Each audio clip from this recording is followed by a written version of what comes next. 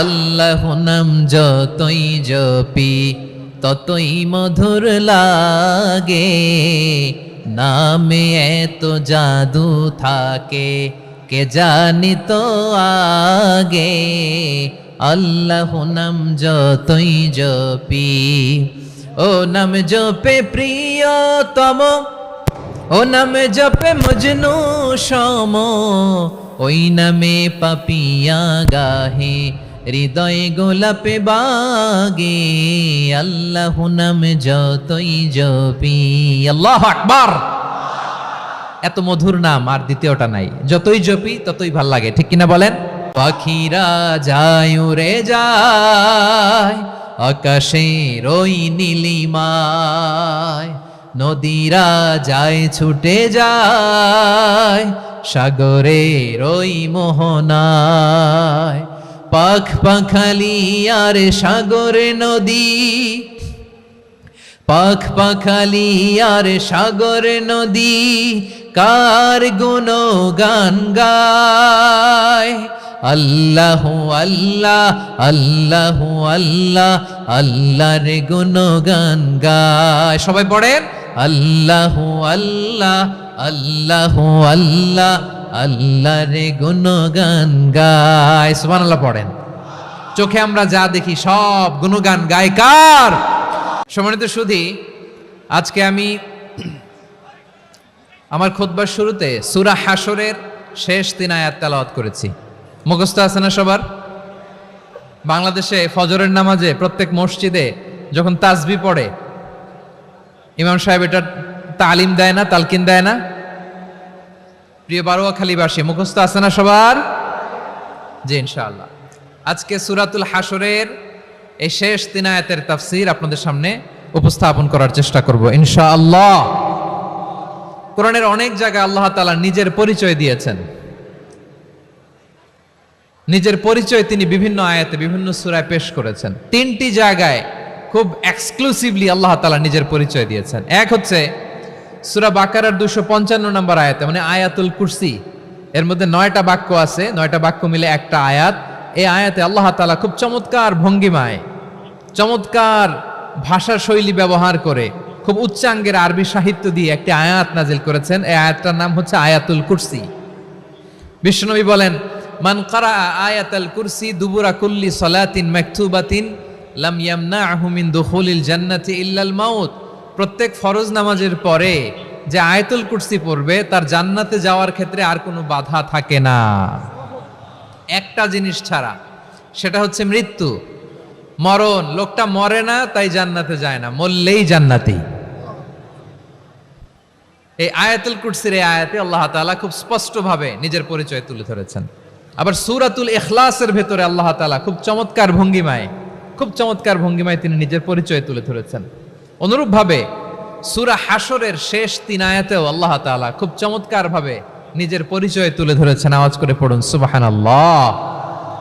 আমরা সূরা হাশরের শেষ 3 আয়াতের তাফসীর আজকে আমরা শুনব। আসুন আমরা আমাদের রবকে চিনে নেই। আজকের আলোচনার টপিক হচ্ছে আসুন আমাদের রবকে চিনি।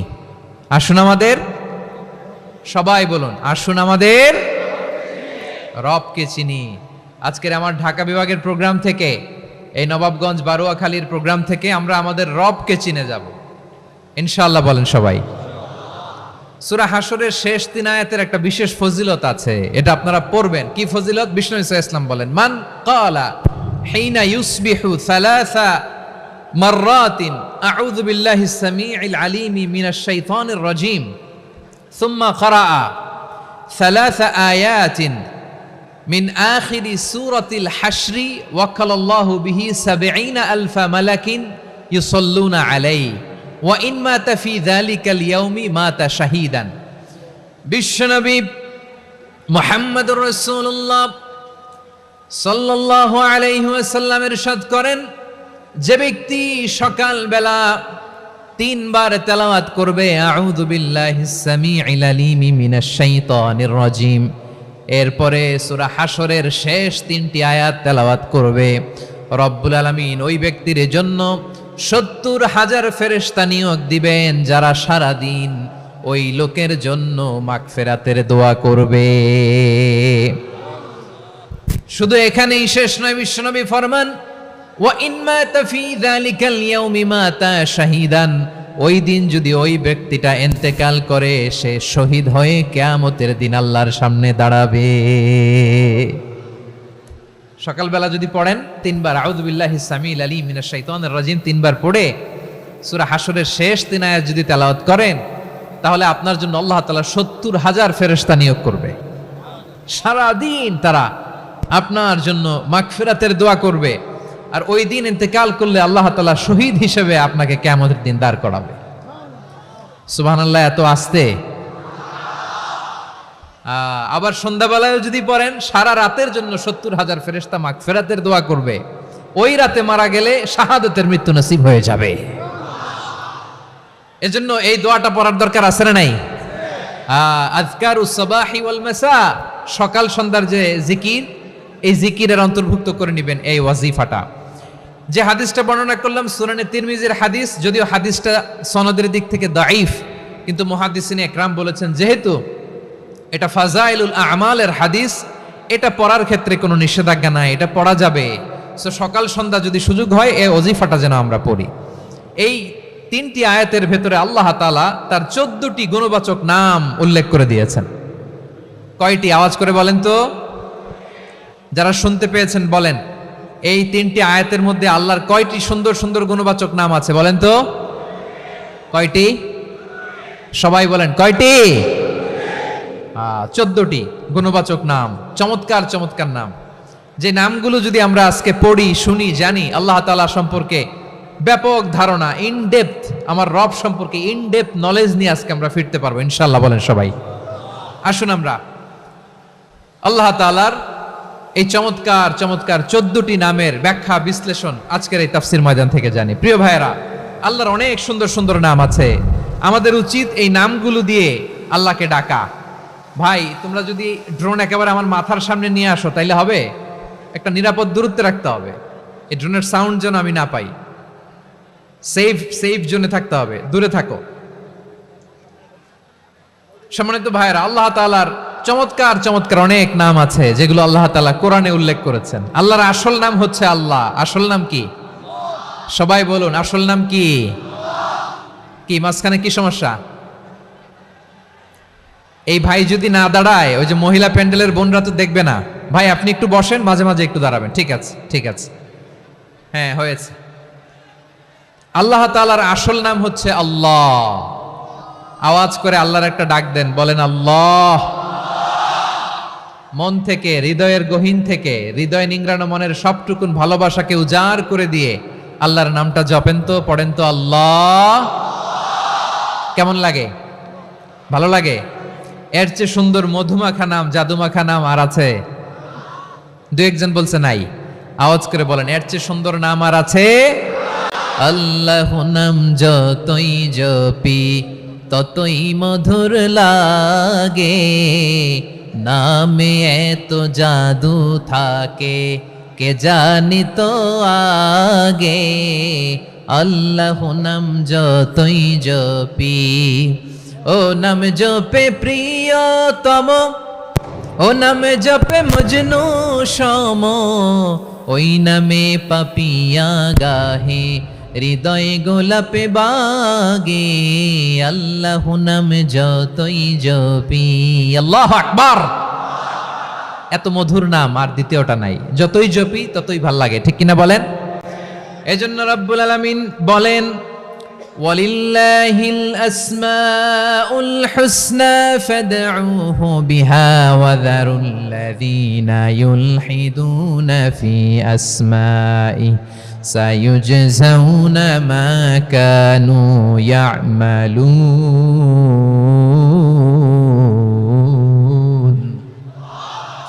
আল্লাহ বললেন, আমার অনেক সুন্দর সুন্দর নাম আছে, অনেকগুলো গুণবাচক সুন্দরতম নাম আছে। তোমরা এই নামগুলো ধরে আমি আল্লাহরে ডাকো, আর যারা আমি আল্লাহর নামের বিকৃতি ঘটায় তাদেরকে তোমরা বর্জন করো। আর তারা দুনিয়াতে যা করেছে আখিরাতের ফল তারা ঠিকই পাবে। সুবহানাল্লাহ বলেন। আল্লাহর অনেক সুন্দর সুন্দর নাম আছে, এগুলো ধরে ডাকতে বলা হয়েছে। আর যারা আল্লাহর নামের বিকৃতি করে তাদেরকে বর্জন করতে বলা হয়েছে। আপনি আল্লাহর নামের জিকির যখন করবেন, আপনি আমার আল্লাহর নামের বিকৃতি করতে পারবেন? বারোয়াখালীর ভাইরা বুঝে থাকলে আওয়াজ দেন। আল্লাহর নামের বিকৃতি করা যাবে? আপনি যখন জিকির করবেন স্পষ্ট শব্দে আল্লাহর নামটা বোঝা যেতে হবে। সুবহানাল্লাহ, ওয়ালহামদুলিল্লাহ, লা ইলাহা ইল্লাল্লাহ, আল্লাহু আকবার একসাথে মিলিয়ে করেন অথবা আলাদা আলাদা করেন, অথবা শুধু আল্লাহ আল্লাহ এই নামের জিকিরও যদি করেন স্পষ্ট বোঝা যাইতে হবে। আল্লাহর নামের বিকৃতি করা যাবে, কিন্তু আল্লাহর নামের বিকৃতি করে জিকির এদেশে আছে না নাই? আছে। দেখবেন জিকিরের মধ্যে হুই হুই হুই হুই হুই এরকম করতেছে, আছে না নাই? সবাই মিলে লাফাচ্ছে, দফাচ্ছে, মাথা ঝুলাচ্ছে, আর কি কি যেন বলে, ওইটার মধ্যে আমি আল্লাহর নাম খুঁজে পাই না, এরকম আছে না নাই? হ্যাঁ, হই হই করে কিম্ভূত কিমাকার অদ্ভুত আওয়াজ করে তারা জিকির করে, সেখানে আল্লাহর নাম নাই। এই জিকির আল্লাহর কাছে গ্রহণযোগ্য হবে? আল্লাহ বলেন ওয়াযারুল্লাযীনা ইউলহিদুনা ফি আসমাইহি, খবরদার আমার নামের যারা বিকৃতি ঘটায় তাদেরকে তোমরা বর্জন করো। এজন্য জিকির যখন করব সুস্পষ্টভাবে আল্লাহ তাআলার নাম সেখানে থাকতে হবে, ঠিক কিনা বলেন? আবার আল্লাহ বলেন যেমন মনে চায় তেমন জিকির তোমরা করো না। ফাযকুরুল্লাহা কামা আল্লামাকুম মা লাম তাকুনু তা'লামুন, তোমরা জানতে না, আল্লাহ তোমাদের জানিয়েছেন কেমন করে আল্লাহর নামের জিকির করতে হয়, যেমন আল্লাহ শিখিয়েছেন তেমন করে আল্লাহরে ডাকো, ঠিক কিনা বলেন? আল্লাহ তাআলা যেমন শিখিয়েছেন তেমন ভাবে আল্লাহ তাআলাকে ডাকতে হবে, ঠিক ওই পদ্ধতিতে আল্লাহ তাআলার নাম যুক্ত হবে। কোন পদ্ধতিতে সেটাও আল্লাহ বলে দিচ্ছেন। আল্লাহ তাআলা বললেন ওয়াজকুর রাব্বাকা ফি নাফসিকা তাদাররুআন ওয়া খীফাতান ওয়া দুনাল জাহরি মিনাল কওলি বিল গুদুই ওয়াল আসাল ওয়া লা তাকুম মিনাল গাফিলিন, খবরদার আল্লাহর নামের জিকির করো, আল্লাহকে ডাকো। ফি নাফসিকা মনে মনে, তাদাররুআন সবিনয়ে, খীফাতান ভীত বিহবল চিত্তে, দুনাল জাহারি মিনাল কওল অনুচ্চ স্বরে অনুচ্চ আওয়াজে। এভাবে আল্লাহর ডাকলে সেই ডাকা কবুল করে নিবে কে? তাহলে আল্লাহকে জপতে হবে মনে মনে, সবিনয়ে, ভীত বিহবল চিত্তে, অনুচ্চ স্বরে, এভাবে জিকির করতে হবে। বিশ্ব ইসলাম এবং বিশ্বনবীর সাহাবারা ঠিক এই পদ্ধতিতে আল্লাহ তাআলাকে ডাকতেন। তাহলে এই যে আল্লাহ তাআলার সুন্দর সুন্দর নামগুলো আছে, এগুলো ধরে আমরা আল্লাহ তাআলার জিকির করব, তার প্রশংসা করব, তার পবিত্রতা বর্ণনা করব, তাহলে খুশি হবেন কে? বিষ্ণু ঈসা ইসলাম বলেন আশ-শাইতানু জাসিম আলা কলবি ইবনে আদম, শয়তান বনি আদমের কলবের মধ্যে এরকম খামচি মেরে বসে থাকে। খামচি বোঝেন তো? শয়তান বনি আদমের হৃদয়ে কলবে খামচি মেরে বসে থাকে। ফাইদা যাকারাল্লাহ খানাসা, যখন মানুষ আল্লাহর জিকির করে শয়তান দৌড়ে পালায়। ওয়াইদা গাফালা ওয়াসওয়াসা, আর মানুষ যখন অমনোযোগী হয়, গাফিল হয়, শয়তান আবার টেম্পটেশন দেয়, আবার ধোঁকা দেয়, আবার ওয়াসওয়াসা দেয়।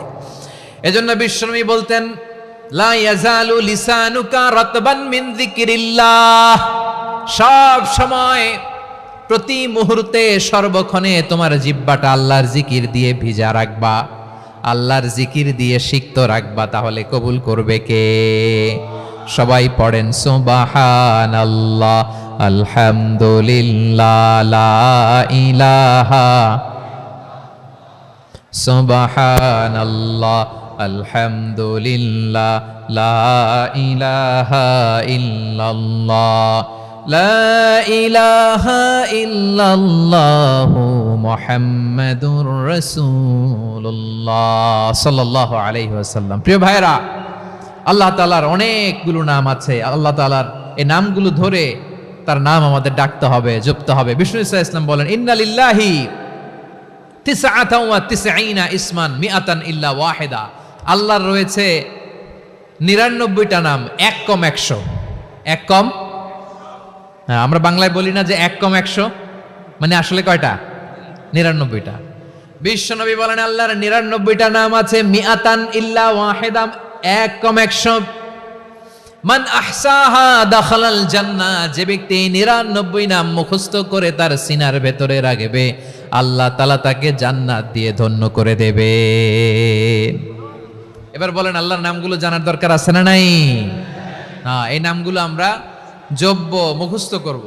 এই নামগুলো আগে আয়ত্ত করতে হবে, এই নামের যে অর্থ সেটা অনুধাবন করতে হবে, এই নামের যে দাবি সেটা মানতে হবে। সিবগাতাল্লাহ ওয়া মান আহসানু মিনাল্লাহি সিবগা ওয়া নাহনু লাহু আবিদুন। আল্লাহর রঙে রঙিন হইতে হবে। আমার আল্লাহ দয়ালু, আমরাও দয়ালু হতে হবে। আমার আল্লাহ সহনশীল, আমরাও সহনশীলতার চর্চা করতে হবে। আমার আল্লাহ মেহেরবান, আমরাও মেহেরবান হতে হবে। বিষ্ণু ঈসা ইসলাম আল্লাহর এই চমৎকার সুন্দরতম নামগুলো ধরে ধরে আল্লাহর কাছে চাইতেন। আপনি যখন দোয়া করবেন, আল্লাহর নামগুলো ধরে যদি দোয়া করেন, আল্লাহ ওই দোয়া ফিরায় দেয় না। সুবহানাল্লাহ বলেন। আপনি যদি দোয়ার মধ্যে বলেন ইয়া রহমান, সবাই বলেন ইয়া রহমান, ইয়া রহিম, ইয়া হাইয়্যু, ইয়া কাইয়্যুম। আল্লাহর চমৎকার নামগুলো ধরে ধরে যদি আল্লাহর কাছে ফরিয়াদ করেন, আল্লাহর নামগুলো ডাকে, মুহূর্তেই কবুল করবে কে? বিষ্ণু ঈসা ইসলাম এভাবে আল্লাহর নামগুলো ধরে ধরে জিকির করতেন, আল্লাহর নাম জপতেন। তিনি বলতেন আসআলুকা বিকুল্লি ইসমিন হুয়া লাক, আল্লাহ তোমার যত নাম আছে সব নামের ওসিলায় তোমার কাছে ফরিয়াদ করি, সব নামের ওসিলায়। আনসালতাহু ফি কিতাবিক, যে নাম তুমি তোমার কিতাবে নাজিল করেছো। আও আল্লামতাহু আহাদাম মিন খালকিক, অথবা তোমার কোন সৃষ্টিকে তোমার নাম তুমি জানিয়েছো। আও ইস্তাসারতা বিহি ফি ইলমিল গায়বি ইনদাক, অথবা গায়েবের জ্ঞানে তুমি তোমার নিজের জন্য ওই নামগুলো সংরক্ষিত রেখে দিয়েছো। সব নামের ওসিলায় তোমার কাছে চাই। সুবহানাল্লাহ পড়েন। তার মানে আল্লাহ তোমার যে নামগুলো আমরা জানি এগুলার ওসিলায়ও চাই, যে নামগুলো আমরা জানি না সেগুলোর ওসিলায়ও চাই। আল্লাহর সব নাম আল্লাহ আমাদেরকে জানায় নাই, কিছু নাম জানিয়েছেন, কিছু নাম তিনি জানান নাই। সুবহানাল্লাহ বলেন। আল্লাহ তাআলা তার কিছু নাম কোরআনে উল্লেখ করেছেন, কিছু নাম স্পেশাল কিছু নবীদেরকে জানিয়েছেন, আর কাউকে জানান নাই। কিছু নাম তিনি কিয়ামতের দিন আমাদের সামনে প্রকাশ করবেন যে এইটাও আমার একটা নাম, এটা তোমরা কেউ জানতা না। সুবহানাল্লাহ। সারপ্রাইজ হিসেবে আল্লাহ তাআলা রেখে দিয়েছে, কেউ জানে না। কিয়ামতের দিন আল্লাহ তাআলা সেই নামগুলো জানাবেন। আর কিছু নাম আছে সেই নামগুলো আল্লাহ কোরআনেও বলে নাই, কোন নবীরেও জানায় নাই, কিয়ামতের দিনও সারপ্রাইজ হিসেবেও জানাবে না। ওই নামগুলো স্বয়ং খোদ আল্লাহ ছাড়া কেউ জানে না। এজন্য বিশ্বনবী দোয়ার সময় বলতেন, আল্লাহ তোমার যে নামগুলো জানি, যে নামগুলো জানি না, সব নামের বরকতে তোমার দরবারে চাই, সব নামের ওসিলায় তোমার কাছে ফরিয়াদ করি। সুবহানাল্লাহ বলেন। তাহলে সূরা হাশরের মধ্যে আমরা আল্লাহর মোট কয়টা নাম পাবো দেখি, মনে আছে কিনা? হ্যাঁ, কয়টা? আওয়াজ করে বলেন কয়টা? মাশাআল্লাহ। এই 14টা শোনার আগ্রহ আছে? এই দু একজন যে ওঠা বসা করতেছেন, এই ডাস্টে তো ডাস্ট অ্যালার্জি হয়ে যাবে, ধুলাবালিতে। আসার সময় তো অনেক ধুলা খাওয়াইছেন আমার এই জায়গায়। একটু শান্ত হয়ে বসেন, আমরা শান্ত হয়ে বসি, অল্প কিছু সময় কিছু কথা আলোকপাত করব, তারপর আমরা বিদায় নিব। উঠবো না, কেউ দাঁড়াবো না, উঠবো না। সেই গতকাল থেকে, গত রাত থেকে আমি দেখেছি তো আপনাদের কাণ্ড কারখানা, ভিডিওতে দেখেছি, কাঁথা বালিশ নিয়ে গত রাতে চলে আসছে। তো অনেক কষ্ট করে অনেক সময় অপেক্ষা করেছেন, আর অল্প কিছু কয়েক মিনিট আপনারা বসেন, আমরা একসাথে বিদায় নেব ইনশাআল্লাহ। তাহলে প্রিয় বারুয়াখালীবাসী, বলেন তো সূরা হাশরের শেষ 3 আয়াতে আল্লাহর কয়টা নামের দেখা মিলবে? সবাই একসাথে আওয়াজ করে কয়টা? আসুন আমরা শুরু করে দিই। আল্লাহ তাআলা বলছেন হুয়াল্লাহুল্লাযী লা ইলাহা ইল্লা হুয়া আলিমুল গায়বি ওয়াশ শাহাদাতি হুয়ার রহমানুর রহিম। আল্লাহ বলেন হুয়াল্লাহ, তিনি হলেন আল্লাহ, আল্লাযী লা ইলাহা ইল্লা হু, তিনি ছাড়া কোনো ইলাহ নাই। আছে নাকি? বারুয়াখালীবাসী আওয়াজ করে বলেন তো দেখি আমাদের ইলাহ কয়জন? আর জোরে বলেন। একজন হইলে ভালো না বেশি হইলে ভালো? ওয়া ইলাহুকুম ইলাহু ওয়াহিদুন লা ইলাহা ইল্লা হুয়ার রহমানুর রহিম। আল্লাহ বলেন তোমাদের ইলাহ হলো একজন, তিনি ছাড়া কোনো ইলাহ নেই, তিনি দয়াময়, তিনি মেহেরবান। ইলাহ যদি একজন না হয়ে দুইজন হতো, ঝামেলা আছে না নাই? লাউ কানা ফীহিমা আলিহাতুন ইল্লাল্লাহু লাফাসাদাতা, আকাশ এবং জমিনের মধ্যে ইলাহ একজন না হয়ে যদি মাত্র দুইজন হতো, আকাশ জমিন ভেঙে খান খান হয়ে যেত। ঠিক কিনা বলেন? দুইজন ইলাহ হইলে খান খান হয়ে যেত। আমাদের রব একজন হইলে ভালো না বেশি হইলে ভালো? কথা বুঝতেছেন? আরে একজনেরই তো মন জোগায় চলতে পারি না, ঠিক কিনা? হ্যাঁ, একজন, তিনি যে আদেশগুলো দিয়েছেন আমাদের দুর্বলতার কারণে আমরা তো পারি না। যদি 10 জন হইতো, ওই 10 জনের হ্যাপি করতে পারতাম, তাদেরকে স্যাটিসফাই করা যেত এত সহজে? 10 জনের 10 নিয়ম থাকতো। একজন বলতো আমার সেজদা দিবি সকালে, আরেকজন বলবে আমার জন্য নামাজ পড়বি 3 বার, আরেকজন বলবে আমার জন্য যাকাত দিবি এতবার, আরেকজন বলতো আমার জন্য কুরবানি দিবা এতবার। তাহলে আমাদের জন্য কঠিন হয়ে যেত, ঠিক কিনা? যদি ইলা একজন না হয়ে একাধিক হতো, একজন বলতো না আমি মহাবিশ্ব এভাবে চালাবো, আরেকজন বলতো না আমার মন চায় এভাবে, আমি এভাবে চালাবো, একজন বলতো সূর্য আমি পূর্ব দিকে উঠাবো, আরেকজন বলতো না আমি দক্ষিণ দিকে উঠাবো, আরেকজন বলবে না আমি উত্তর দিকে উঠাবো। এরকম আছে না নাই? ঝামেলা লেগে যেত। এজন্য বেশি রব হইলে আমাদের জন্য ঝামেলা, খোদা বেশি হইলে আমাদের লস। একজন হওয়াতে আমরা বেঁচে গেছি। বারোয়াখালীবাসী আওয়াজ করে না, কথা বলে না। রব খোদা একজন হওয়াতে আমাদের সুবিধা হয়েছে না? এজন্য আল্লাহ বলেন লা ইলাহা ইল্লাহু, তিনি ছাড়া তোমাদের কোনো ইলাহ নাই, তিনি একজন। লা ইলাহা ইল্লাহু আলিমুল গায়বি ওয়াশ শাহাদা, তিনি প্রকাশ্যেরও মালিক অপ্রকাশ্যেরও মালিক। তিনি যেটা ওপেন এটাও জানেন, যেটা গোপন সিক্রেট ওইটাও জানেন। আলিমুল গায়বি ওয়াশ শাহাদা, তিনি গায়েবের মালিক, গায়েবের জ্ঞানী, যেটা দেখা যায় না, অদৃশ্য, জানা নাই, এটাও তিনি জানেন। এগুলো জানতে তার কোনো মাধ্যমের প্রয়োজন হয় না। অতীতে কি হয়েছে, বর্তমানে কি চলছে, ভবিষ্যতে কি হবে, সব তার জ্ঞানের ভেতরে আছে না নাই? এজন্য আল্লাহ বললেন আলিমুল গায়বি ওয়াশ শাহাদা, তিনি গায়েবের জ্ঞান রাখেন, তিনি দৃশ্য জগতের জ্ঞান রাখেন, তিনি প্রকাশ্য জগতের জ্ঞান রাখেন, তিনি গোপন জগতের জ্ঞান রাখেন। তার কাছে কোনো কিছু গোপন নাই, ঠিক কিনা বলেন? হুয়ার রহমানুর রহিম, তিনি হলেন দয়াময়, তিনি হলেন মেহেরবান। এই যে শুরু হলো 14 নামের প্রথম দুইটা, আর রহমান আর রহিম। হুয়ার রহমানুর রহিম, তিনি হলেন the most gracious, the most merciful, তিনি দয়াময়, তিনি অতিশয় মেহেরবান। সুবহানাল্লাহ বলেন। তার দয়ার কোনো শেষ নাই, তার মায়ার কোনো শেষ নাই। আল্লাহ, তাহলে 14টা নামের মধ্যে কয়টা পাইলাম? একটা কি? আর রহমান। বারোয়াখালীবাসী বুঝে থাকলে আওয়াজ করে বলেন, প্রথমটা কি? 2 নাম্বার আর রহিম। আওয়াজ করে বলেন 2 নাম্বার। আওয়াজ করে সবাই গলা ছেড়ে দিয়ে উত্তর দেন তো, প্রথম নামটা কি? দ্বিতীয় নামটা? আর রহিম। রহমান আল্লাহর one of the major names, আল্লাহর মৌলিক নামগুলোর মধ্যে গুরুত্বপূর্ণ একটা নাম হচ্ছে রহমান। গুরুত্বপূর্ণ নাম কি? রহমান, দয়ার সাগর, মায়ার সাগর। রহমানুন ফিদ দুনিয়া ওয়া রহিমুন ফিল আখিরা, এই দুনিয়ার জন্য আল্লাহ রহমান, দুনিয়াতে আল্লাহ সবাইরে দয়া করে, কাফিররেও করে, মুসলিমরেও করে। আর আখিরাতের জন্য তিনি রহিম, সেখানে কাফির মুশরিকদের জন্য আল্লাহর পক্ষ থেকে কোনো দয়া থাকবে না। চিল্লায় বলেন ঠিক কি না? এজন্য আল্লাহ বললেন আমার মৌলিক একটা নাম হলো রহমান। আল্লাহর পরে অন্য কোন নাম দিয়ে যদি তোমরা আমার নাম প্রকাশ করতে চাও, জপতে চাও, ডাকতে চাও, তোমরা রহমান নামে ডাকো। রব্বুল আলামিন ইরশাদ করেন কুলিদুল্লাহ আউদুর রহমান আইয়াম্মা তাদউ ফালাহুল আসমাউল হুসনা, আমাকে আল্লাহ নামে ডাকো কিংবা আমি আল্লাহকে রহমান নামে ডাকো, যে নামেই ডাকো না কেন আমার আছে অনেকগুলো সুন্দর সুন্দর নাম।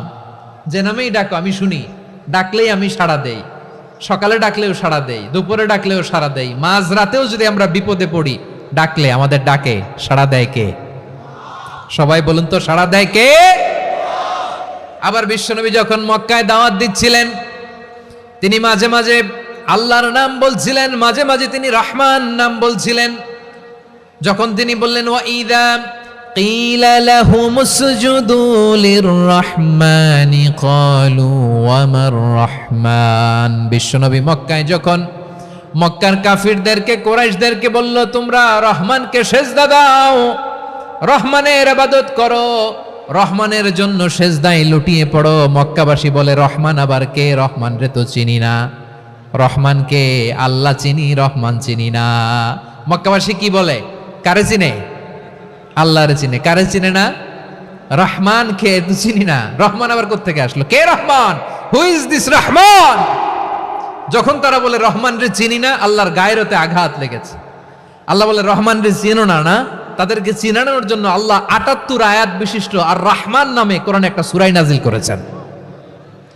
যখন মক্কার কুরাইশরা বলে আল্লাহ চিনি রহমান চিনি না, আল্লাহ বলে রহমান রে চিনো না, তাহলে চিনে নাও রহমান নামে তিনি ৭৮ আয়াত বিশিষ্ট কালামুল্লাহ মাজিদে একটা গোটা সূরা নাজিল করে দিয়েছেন। তিনি নাজিল করলেন আর রহমানু আল্লামাল কুরআনা খালাকাল ইনসানা আল্লামাহুল বায়ান। দয়াময় রহমান শেখালেন কোরআন, বানালেন ইনসান শেখালেন বায়ান। দয়াময় রহমান শেখালেন কোরআন, বানালেন ইনসান শেখালেন বায়ান। দয়াময় রহমান শেখালেন কোরআন, বানালেন ইনসান শেখালেন বায়ান। পড়েন আল্লাহু আকবার। আল্লাহ বলে রহমান কারে বলে চেনো না, শুনে নাও। ৭৮ আয়াত বিশিষ্ট গোটা একটা সূরা নাজিল করে দিলাম, সূরাতু আর রহমান। আর রহমান তিনি দয়ালু, আল্লামাল কোরআন তিনি মানুষকে কোরআন শিখিয়েছেন, খালাকাল ইনসান মানুষ বানিয়েছেন, আল্লামাহুল বায়ান মানুষকে কথা বলা বর্ণনা করা শিখিয়েছেন। পড়েন সুবহানাল্লাহ। গোটা একটা সূরা নাজিল করেছেন, সূরাতু আর রহমান। আমার বারোয়াখালীর ভাইয়েরা, তার নাম হচ্ছে আর রহমান আর রাহিম, মানে দয়াময় মেহেরবান। তার দয়া যে কত বেশি আপনি কল্পনাও করতে পারবেন না, আপনি কল্পনাতেও আনতে পারবেন না তার দয়া কত বেশি। বিশ্বনবী সাল্লাল্লাহু আলাইহি ওয়াসাল্লাম ফরমান লাম্মা কাদাল্লাহুল খালকা কাতাবা ইনদাহু ফাওকা আরশিহি। আল্লাহ যখন মহাবিশ্বের সব সৃষ্টি করে সারলেন, তিনি আরশের উপরে লিখলেন সাবাকাত রাহমাতি গাদাবি, সাবাকাত রাহমাতি গাদাবি। কোথায় লিখছে? আরশের উপরে। আওয়াজ করে বলেন তো কোথায় লিখেছে? আরশের উপরে আল্লাহ লিখলেন সাবাকাত রাহমাতি গাদাবি।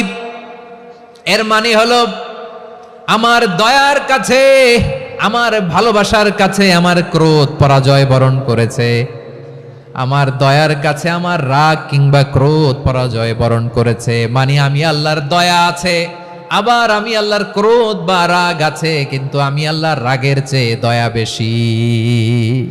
আওয়াজ করে বলেন আল্লাহর রাগ বেশি না দয়া বেশি? আল্লাহর যদি রাগ থাকতো আমরা বাঁচতে পারতাম? যে পরিমাণে আকাম কুকাম আমরা করি, অপকর্ম করি, অন্যায় করি, জুলুম করে জুলুমের আড্ডাখানা বানিয়ে রেখেছি গোটা দুনিয়াকে, আল্লাহ যদি মুহূর্তে মুহূর্তে রেগে যেতেন আমরা বাঁচতে পারতাম? মহাবিশ্ব সৃষ্টির পরেই তিনি আরশের উপরে লিখেছেন সাবাকাত রাহমাতি গাদাবি, মানে আমি আমার দয়ার কাছে আমি আল্লাহর ক্রোধ, রাগ, ক্ষোভ এটা পরাজিত হয়েছে। সুবহানাল্লাহ বলেন। আবার বিষ্ণু বললেন জাআলাল্লাহুর রাহমাতা মিয়াতা জুজ। আল্লাহ দয়ার ভালোবাসাকে 100 টুকরা করলেন, 99 টুকরা দয়া মায়া ভালোবাসা আল্লাহ নিজের কাছে রেখে দিলেন, আর 1 টুকরা দয়া মায়া ভালোবাসা আল্লাহ গোটা বিশ্বের সবার মাঝে ঢেলে দিলেন। দয়া মায়া ভালোবাসা 100 টুকরা করে আল্লাহ নিজের কাছে রাখছেন কয় টুকরা? সবাই বলেন 99 টুকরা। আর গোটা বিশ্বের সবার মাঝে ভাগ করে দিয়েছেন কয় টুকরা? হ্যাঁ। এবার এই 1 টুকরার নমুনা দেখেন তো পৃথিবীতে। স্বামী স্ত্রীর জন্য কত ভালোবাসা, বন্ধু বন্ধুর জন্য কত ভালোবাসা, হ্যাঁ, গার্লফ্রেন্ড বয়ফ্রেন্ডের জন্য গলায় ফাঁস লাগায়, আছে না নাই? এই এখন গলার আওয়াজ বাড়ছে ইয়াংদের। হুজুর এখন গার্লফ্রেন্ড বয়ফ্রেন্ডের ভিতরে ঢুকছে, এখন আমরা আছি হুজুর। জেগে উঠছে বারোয়াখালী। দেখেন এই তো কয়েকদিন আগেই তো, কত বছরের 12 না কত বছরের এক মেয়ে, কত বছর? 11। ওই দেখেন সব মুখস্থ দুষ্টগুলার, আর কিছু মুখস্থ না থাকলে এগুলো মুখস্থ। 11 বছরের, তারে কি বলবো, তরুণীও তো না, কিশোরী।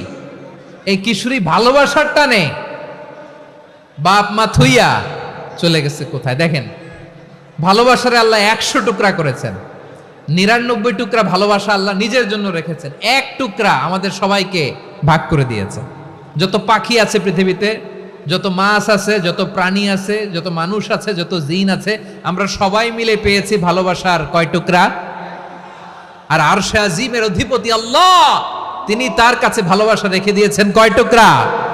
তাহলে এবার আওয়াজ করে বলেন, আল্লাহর রাগ বেশি নাকি দয়া বেশি?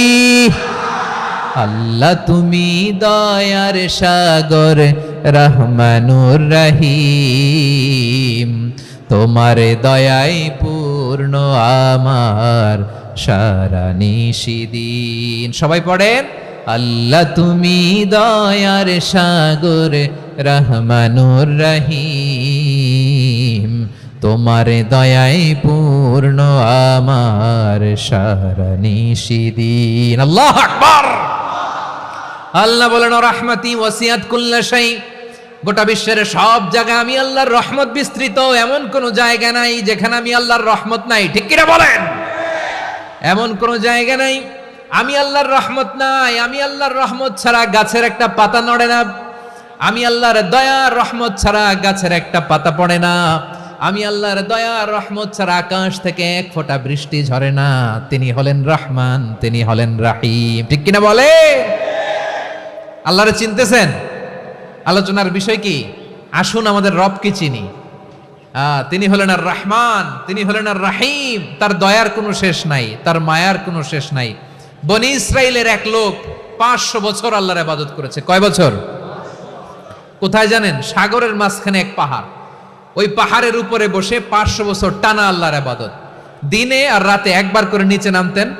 সেখানে আল্লাহ তাআলা পাথরের ভেতর থেকে তার জন্য মিঠা পানির ব্যবস্থা করে দিয়েছেন, আর একটা ডালিম গাছের ব্যবস্থা করে দিয়েছেন। সকালে নামলে একটা টসটসে ডালিম, রাতে নামলে টসটসে ডালিম। এগুলো খেয়ে খেয়ে 500 বছর সে আল্লাহর ইবাদত করেছে। আর সে আল্লাহর কাছে বলেছে, আল্লাহ আমি যখন মারা যাব সেজদারত অবস্থায় যেন মারা যাই। ঠিকই আল্লাহ সেজদারত অবস্থায় সাইয়েদনা আজরাইলকে পাঠিয়ে দিলেন। সেজদারত অবস্থায় লোকটা মারা গেল। 500 বছর ইবাদতের পরে আল্লাহর দরবারে কিয়ামতের কঠিন ময়দানে যখন লোকটা হাজির হয়ে যাবে, আল্লাহ বলবেন, আদখিলু আবদি আল জান্নাতা বিরহমাতি, আমার বান্দাকে আমার দয়া, আমার ভালোবাসা দিয়ে জান্নাতে ঢুকায়া দাও। 500 বছর ইবাদত করছে তো আমার দয়ায় আমার বান্দারে জান্নাত দাও। এই বান্দা বলে, বালবি আমালি, আল্লাহ তোমার দয়া লাগবে কেন? আমি আমার আমল দিয়ে জান্নাতে যেতে চাই। কি দিয়ে? কথা বুঝে নাই বোধহয়। আল্লাহর এই বান্দা কি দিয়ে জান্নাতে ঢুকতে চায়? আমল দিয়ে। আল্লাহ বলছে, আমার দয়ায় আমার বান্দারা জান্নাতে নিয়ে যাও ফেরেশতারা। এ বলে, আল্লাহ তোমার দয়া লাগবে কেন? সেজদা তো কম দেই নাই, জিকির করতে করতে 500 বছর শেষ করে দিলাম, আবার তোমার দয়া লাগবে? আমি তো আমার আমলেই জান্নাতে যেতে পারি। আল্লাহ বলবেন, তাই ঠিক আছে, আমি চাইলাম দয়া দিয়ে জান্নাত দিব, তুমি চাইলে আমল দিয়ে ঢুকবা। ঠিক আছে, তোমার আমল আর আমার যে দয়া, দুইটার একটু মাপ দেই। তোমার 500 বছরের ইবাদত এক পাল্লায় রাখো। আর আল্লাহ বললেন, আমি যে দয়া করে এই দুনিয়ার নাজ নেয়ামত বিউটি সৌন্দর্য দেখার জন্য তোমারে 2টা চোখ দিয়েছিলাম, 2টা নয়, একটা চোখ আরেক পাল্লায় রাখো। রাখা হবে, দেখা যাবে ওই 500 বছরের ইবাদত হালকা হয়েছে, আর মুহূর্তের মধ্যে আল্লাহর দেয়া একটা চোখের নেয়ামত ভারী হয়ে গিয়েছে। আল্লাহ বলবেন, তোমার কথা মতো মাপ দেয়া হলো, এবার ফলাফল দেখো, হিসাব বলে তুমি এখন জাহান্নামে যাবা। Go to the hell fire, যাও এবার জাহান্নামে যাও। মাপ চোখে যখন আসছো আমার সাথে হিসাব ক্যালকুলেশন, যাও তুমি এবার জাহান্নামে যাবা। এবার লোকটা কাচুমাচু করে বলে, আল্লাহ আমি বুঝি নাই, আল্লাহ আমি বুঝতে পারি নাই, খেয়াল করি নাই, তুমি আমারে ক্ষমা করো, তুমি আমারে মাফ করো। ও আল্লাহ, এবার আমি টের পেয়েছি, এবার আমি বুঝতে পেরেছি, তোমার দয়া ছাড়া দুনিয়ায় কেউ জান্নাতে যেতে পারবে না, কেউ পারবে না। আল্লাহ বললেন, ওরে গোলাম, তুই তো কিছুই ছিলি না, অস্তিত্বহীনতা থেকে তোরে অস্তিত্বে আনলো কে? ওই ছোট্ট শুক্রাণু থেকে মায়ের পেটে 9 মাস তোরে খাবার দিয়েছে কে? আবার সুস্থতার সাথে দুনিয়ার বুকে তোরে ডেলিভারির ব্যবস্থা করে দিল কে? আবার তোর মায়ের বুকের ভেতরে 2টা খাবারের লাইনের ব্যবস্থা করে দিল কে? আবার তোকে শৈশব পেরিয়ে কৈশোর পেরিয়ে তারুণ্য, তারপরে যৌবন, এগুলো দান করলো কে? তার চেয়েও বড় কথা, পাহাড়ের মাঝখানে, সাগরের মাঝখানে 500 বছর ইবাদত করার শক্তি তোর গায়ে দিয়েছে কে?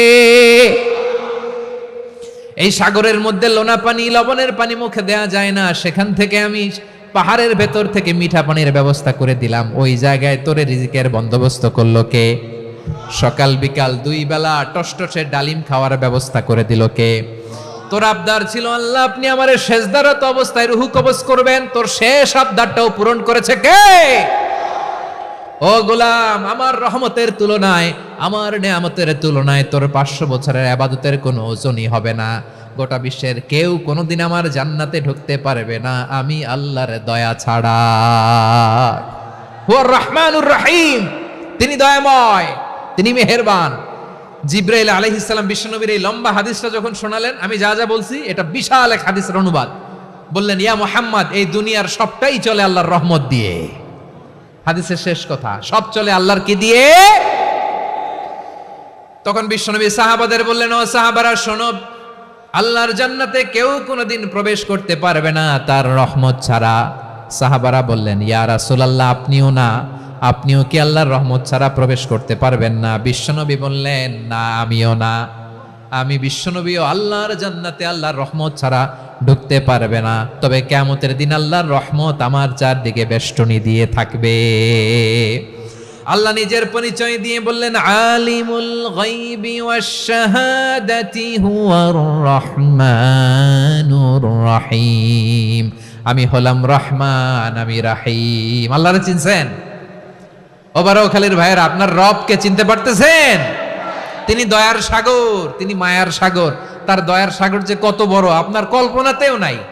এজন্য আপনার পাপ যত বড় হোক, অন্যায় যত বড় হোক, অপরাধ যত বড় হোক, আপনার জুলুম যত বড় হোক, আল্লাহর রহমান নামের দরিয়া তার চাইতেও বড়। আল্লাহ বললেন, খুলিয়া ইবাদিয়াল্লাযীনা আসরাফু আলা আনফুসিহিম লা তাকনাতু মির রাহমাতিল্লাহ ইন্নাল্লাহা ইয়াগফিরুয যুনুবা জামিআ ইন্নাহু হুয়াল গফুরুর রহিম। ও আমার গুনাহগার বান্দারা শোনো, জুলুম করেছো, ভুল করেছো, অন্যায় করেছো, আল্লাহর রহমত থেকে নিরাশ হয়ো না। আমরা বিশ্বাসীরা কশিনকালে আল্লাহর রহমত থেকে নিরাশ হব না, ঠিক কিনা বলেন? আল্লাহর রহমত থেকে নিরাশ হবেন? ভুল করে ফেলছেন, আরে ভুল তো সবাই করে। পাপ হয়েছে, আরে পাপ তো সবার আছে, আমরা সবাই পাপী, সবাই পাপী।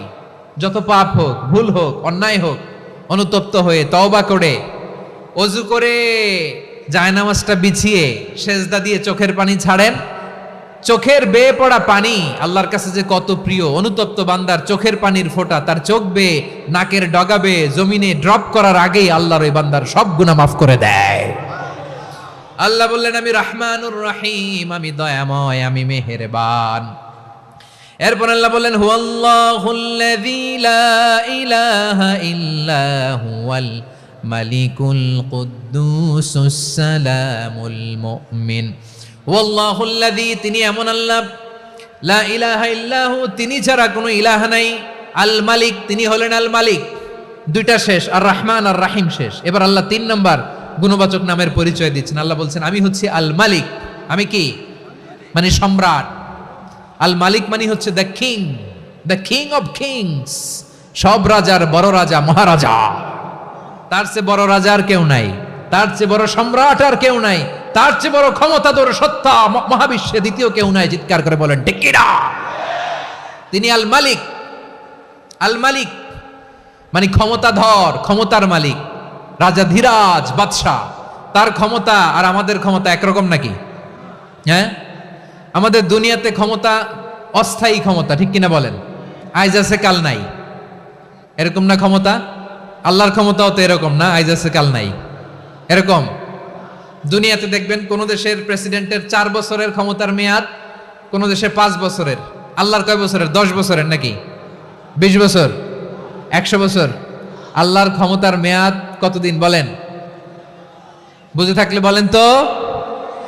চিরকাল তার ক্ষমতার মেয়াদ। চিল্লায় বলেন ঠিক কিনা? নিরঙ্কুশ ক্ষমতা, একচ্ছত্র ক্ষমতা বলতে যা বুঝায়, এই ক্ষমতা একমাত্র আল্লাহরই আছে।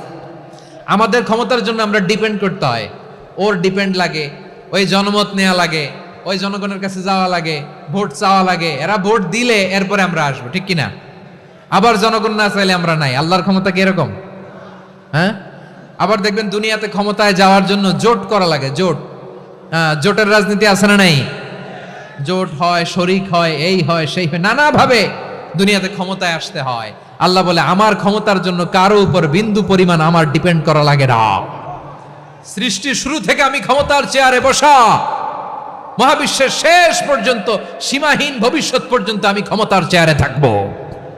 আমি হলাম আল মালিক, আমার ক্ষমতার কোনো কমতি নাই, কোনো ঘাটতি নাই, কেউ আমার ক্ষমতা থেকে নামাতে পারবে না। পারা যাবে? এই যে আমরা ফ্যাসিস্ট সরকারের যে আপনারা নামাই দিছেন গণ অভ্যুত্থান করে, মনে আছে? 5ই আগস্টের কথা ভুলে গেছেন এত তাড়াতাড়ি? মনে আছে? আছে। তা আমরা সবাই মিলে যদি একটা গণ অভ্যুত্থান করি, তাইলেই তো আল্লাহর ক্ষমতার চেয়ার থেকে নামায় ফেলানো যায়। হ্যাঁ, যাবে না? পারবো না আমরা? কি বলে, পারা যাবে না?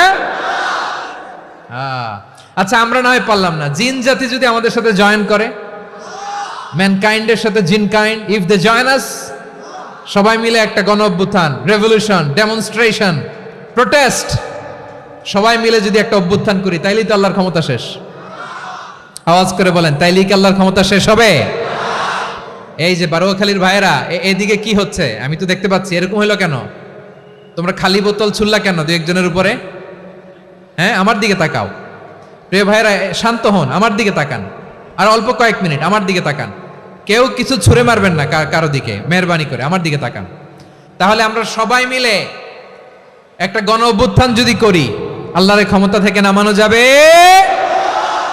আল্লাহ বলেন না, আমি হলাম আল মালিক, আসল ক্ষমতার মালিক, the king of kings, the owner of ultimate power, the owner of ultimate authority, the owner of ultimate sovereignty. নিরঙ্কুশ একচ্ছত্র ক্ষমতার মালিক হচ্ছি আমি আল্লাহ। আল্লাহ তাআলা সূরা মুলকের শুরুতে বলছেন, তাবারাকাল্লাযী বিয়াদিহিল মুলকু ওয়া হুয়া আলা কুল্লি শাইইন কাদির। মহিমান্বিত সত্তা, যার হাতে ক্ষমতা, তিনি যা চান তাই করতে পারেন। আওয়াজ করে বলেন তো তিনি কে? আবার আল্লাহ বলেন, কুলিল্লাহুম্মা মালিকাল মুলকি তুতিল মুলকা মান তাশাউ ওয়া তানজিউল মুলকা মিম্মান তাশা ওয়া তুইজ্জু মান তাশাউ ওয়া তুযিল্লু মান তাশাউ বিয়াদিকাল খায়র ইন্নাকা আলা কুল্লি শাইইন কাদির। আল্লাহু আকবার।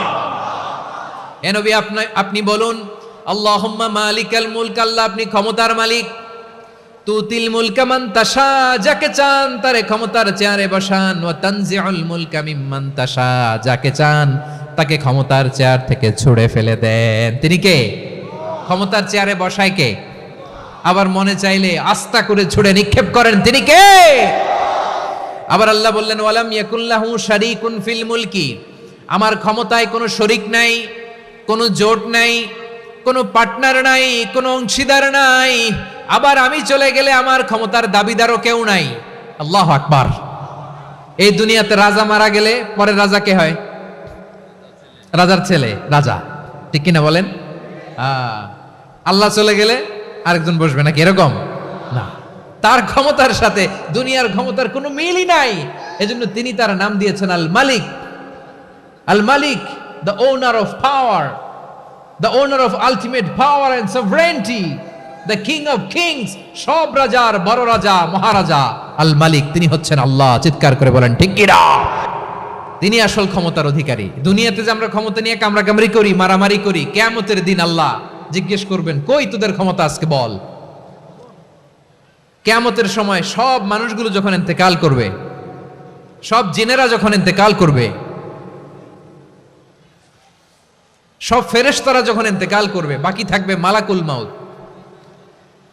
মালাকুল মাউত এসে বলবে, আল্লাহ আপনার কথা মতো সবাই শেষ, মানুষগুলো নাই, জিনগুলো নাই, আমার সতীর্থ ফেরেশতাগুলো নাই, মহাবিশ্বে আর কেউ নাই। আল্লাহ বলে, এখন কে আছে? মালাকুল মাউত বলবে, আল্লাহ তুমি আছো আর আমি।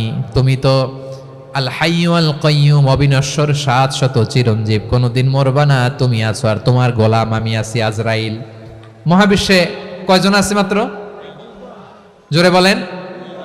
এক হচ্ছেন, আর হচ্ছে মালাকুল মাউত। আল্লাহ তুমি আছো আমি আছি। আল্লাহ বলবে, ঠিক আছে, এবার তোমার মরণের পালা, মুত ইয়া মালাকাল মাউত, হে মৃত্যুর ফেরেশতা তুমি মরো। মালাকুল মাউত আল্লাহর আদেশ বাস্তবায়ন করতে যে বিকট একটা চিৎকার দিয়ে মৃত্যুবরণ করবে। ওই চিৎকার দুনিয়ার মানুষেরা, চিৎকারের আওয়াজ যদি দুনিয়ার মানুষেরা শুনতে পেত, দুনিয়ার মানুষের প্রত্যেকের কানের পর্দা ফেটে মুহূর্তের মধ্যে সব লাশ হয়ে জমিনে পড়ে রইত। ভয়ঙ্কর চিৎকার দিয়ে মালাকুল মাউত বিদায় নিবে, কেউ নাই। এবার বলেন তো, মহাবিশ্বে মহাশূন্য, কেউ নাই, উপরে নিচে সামনে পেছনে ডানে বায়ে কোনো সত্তা, কোনো জীবিত সত্তার আছে? একজন ছাড়া, তিনি কে?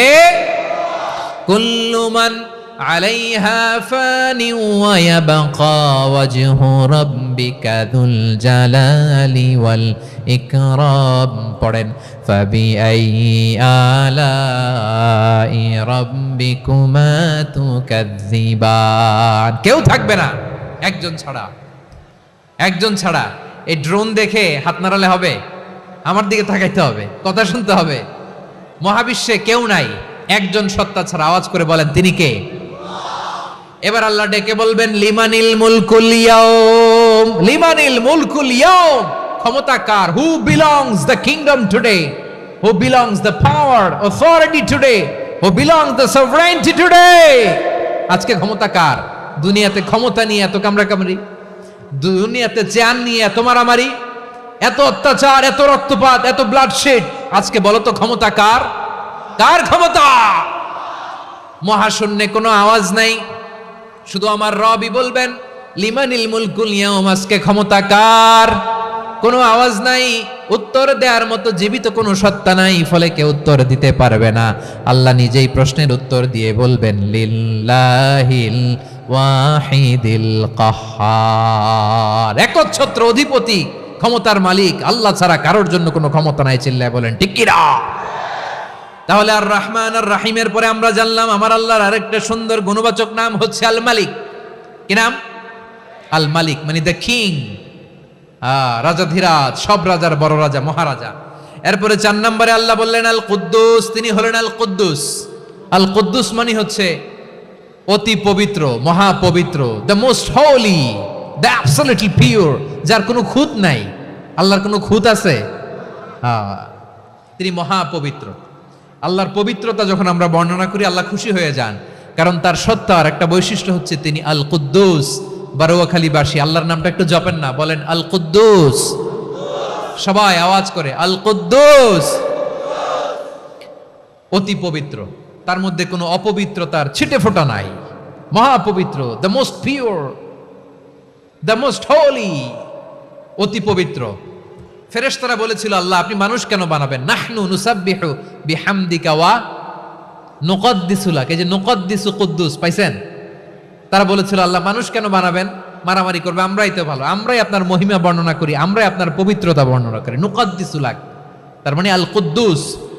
আবার আমার নবী বিশ্বনবী যখন সিজদায় লুটিয়ে পড়তেন, আম্মা জানা এসে বলেন, আমরা তো সিজদার মধ্যে সুবহানা রাব্বিয়াল আলা বলেই শেষ, কিন্তু বিশ্বনবী তাহাজ্জুদের নামাজে, নফল নামাজে, সুন্নত নামাজে 3 বার সুবহানা রাব্বিয়াল আলা তাসবিহ পড়ার পরে তিনি পড়তেন সুবহুন কুদ্দুসুন রাব্বুল মালাইকাতি ওয়ার রূহ। সুবহ কুদ্দুস রব্বুল মালাইকাতি ওয়ার রূহ।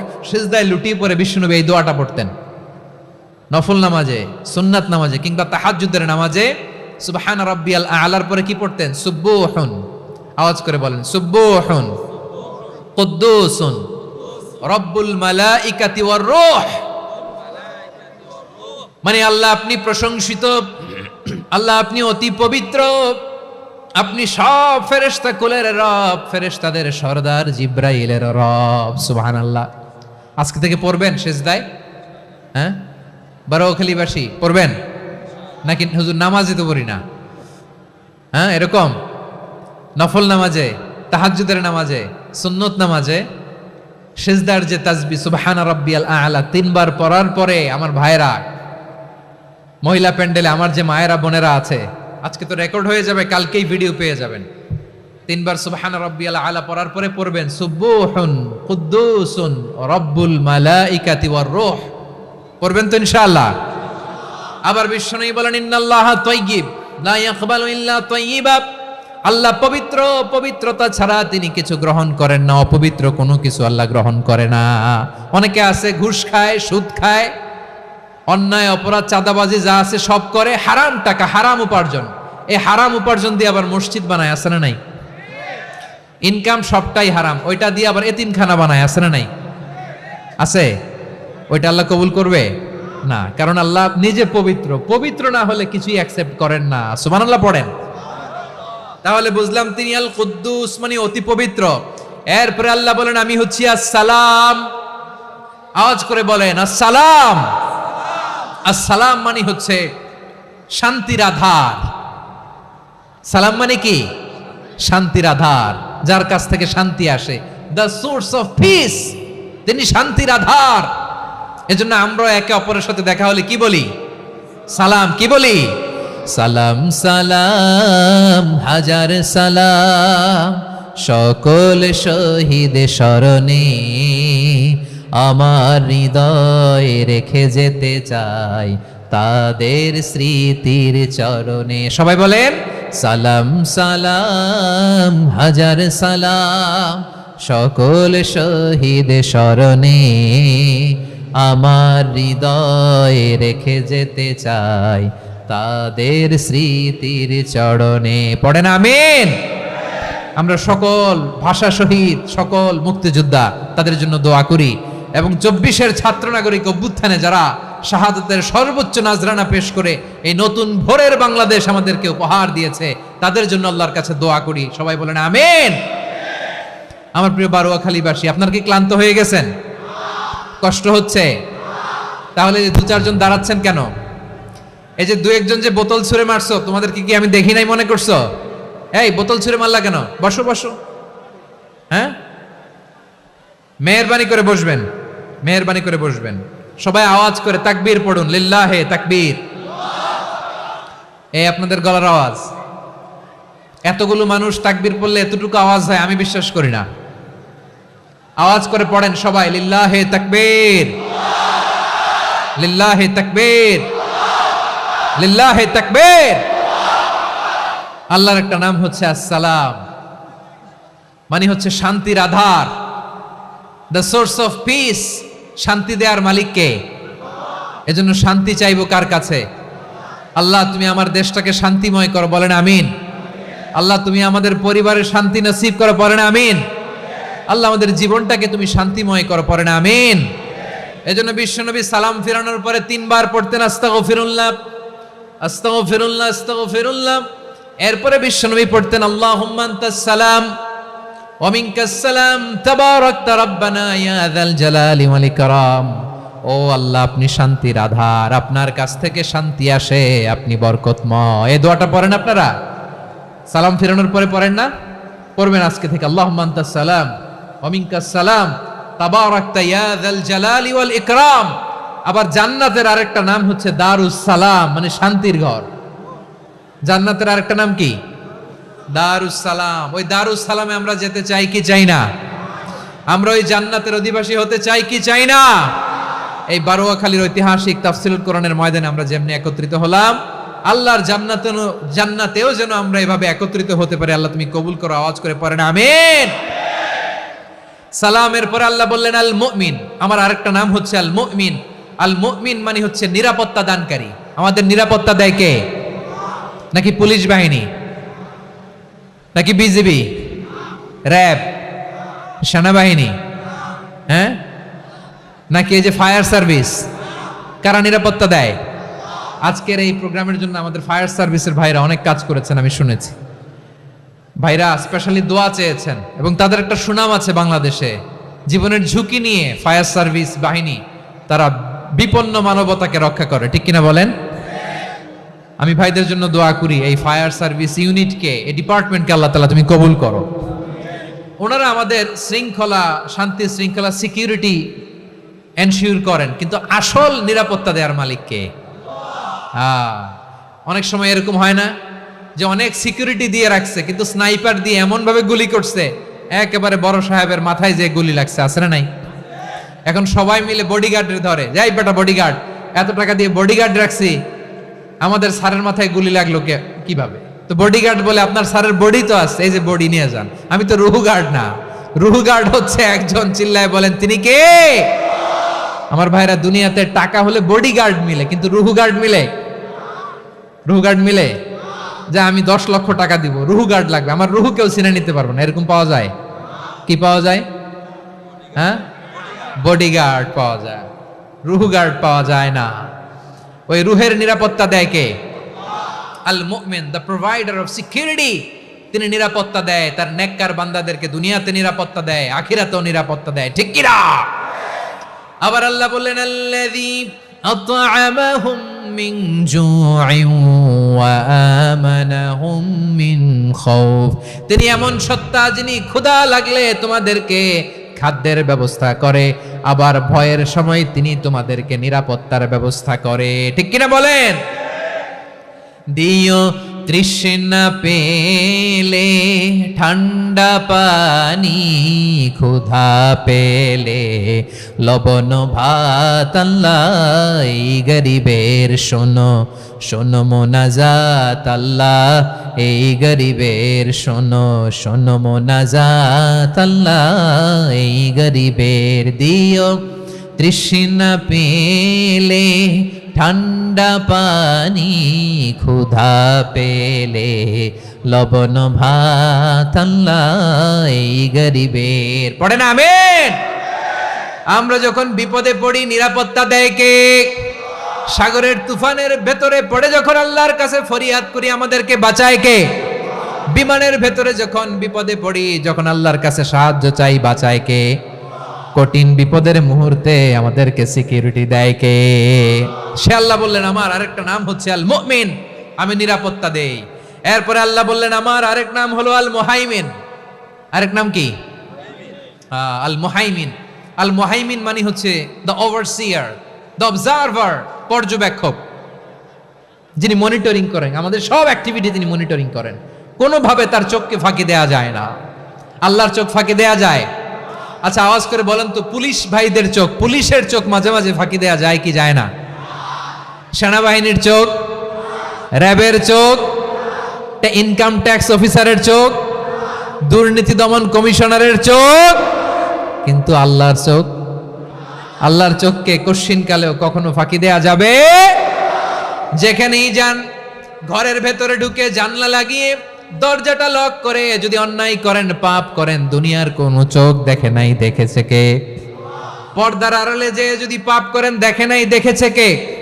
গহীন সাগর তলে ঢুকেও যদি অন্যায় করেন, কেউ দেখে না, সেটা দেখেন কে? আপনি কি ভাবছেন আটলান্টিক মহাসাগরের ভিতরে চলে গেলে তার আল্লাহ দেখবে না? প্রিয় বারোয়াখালীবাসী, আপনারা ওশেন গেট কোম্পানি নাম শুনছেন? ওশেন গেট, তারা এই যে টিটান সাবমার্সিবল একটা সাবমেরিনের মতো বানাইছিল, যেটা টাইটানিক জাহাজের ভগ্নাংশ দেখার জন্য অনেক লোক যে মারা গেছিল না, ওটা সাগরের একেবারে গহীনে চলে যায়। এই টিটান সাবমার্সিবল দিয়ে সাগরের একেবারে গহীনে চলে যাওয়া যায়। তো ওইটার ভিতরে ঢুকে যদি আপনি আটলান্টিকের তলায় চলে যান, তাইলেই তো আল্লাহরে ফাঁকি দিতে পারবেন, আর তো আল্লাহ দেখতে পারবে না। পারবে না? সাগরের অতল গহ্বরে চলে গেল, পাহাড়ের সুরঙ্গের ভেতরে ঢুকে গেল, মহাকাশ স্টেশন পাড়ি দিয়ে মঙ্গলে পাড়ি জমালেও আমার আল্লাহর চোখ কশ্চিনকালেও ফাঁকি দেয়া যাবে?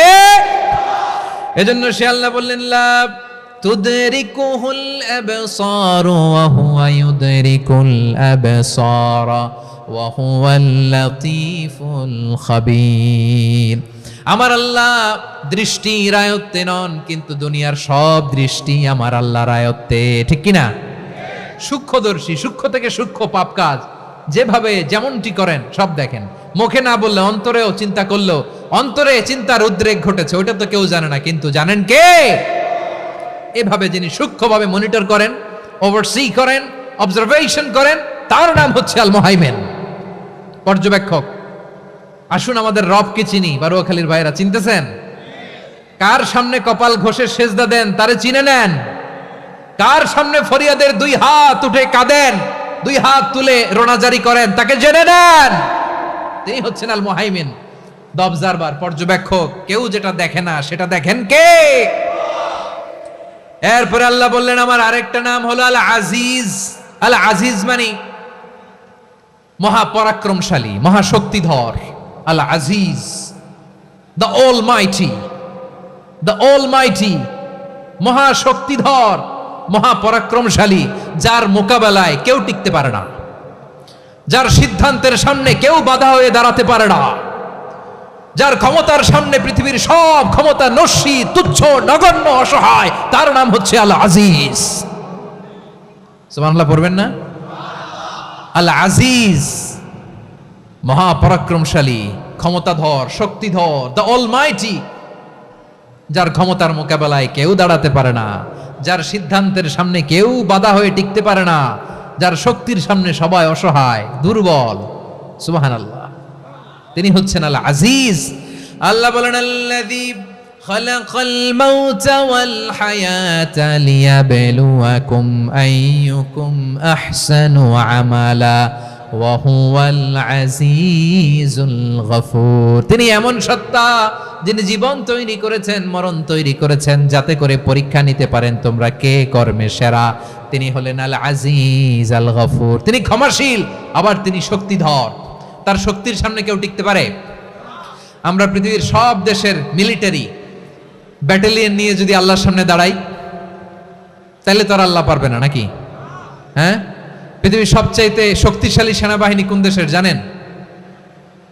হ্যাঁ, আমেরিকার সেনাবাহিনী, তারপরে রাশিয়ার সেনাবাহিনী, চীনের সেনাবাহিনী, সব সেনাবাহিনী, নৌবাহিনী, বিমান বাহিনী যত আছে সব নিয়ে যদি আল্লাহর সামনে দাঁড়াই, পারবে তখন আল্লাহ আমাদের সাথে? হ্যাঁ, তার সামনে কোনো ক্ষমতা টিকতে পারে না, তার সামনে কেউ বাধা হয়ে দাঁড়াতে পারে না, তার সামনে গোটা বিশ্ব মুখ থুবড়ে থাকে, অসহায়। তার নাম হচ্ছে আল আজিজ। চিল্লায় পড়েন সুবহানাল্লাহ। এরপরে আল্লাহ বললেন আমি হলাম আল জাব্বার। জাব্বার মানে দুর্দন্ত, প্রতাপশালী, দ্য ডমিনেন্ট, যিনি সবাইকে বশ মানাতে পারেন, সবাইকে অনুগত করতে পারেন, যিনি সবাইকে পূর্ণ নিয়ন্ত্রণ করতে পারেন, তার নাম হচ্ছে আল জাব্বার। আল্লাহ বলেন হুয়াল কাহিরু ফাওকা ইবাদিহি ওয়া হুয়াল হাকীমুল খাবীর।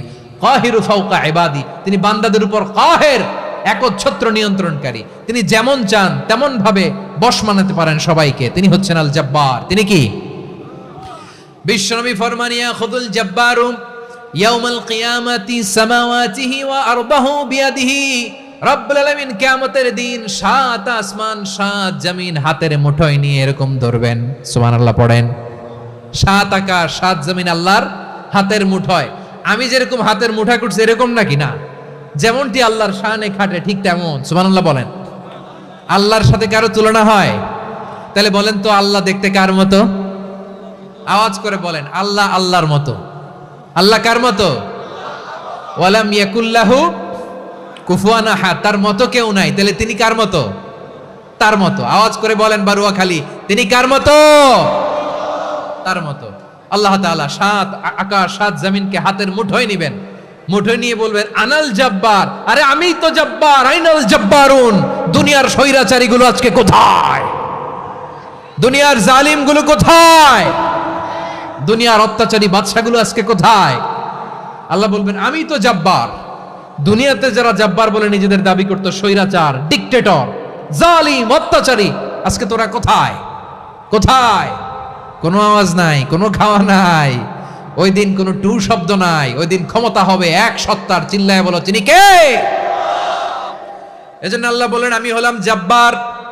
এরপরে আল্লাহ বললেন আমি হলাম মুতাকাব্বির। আমি কি?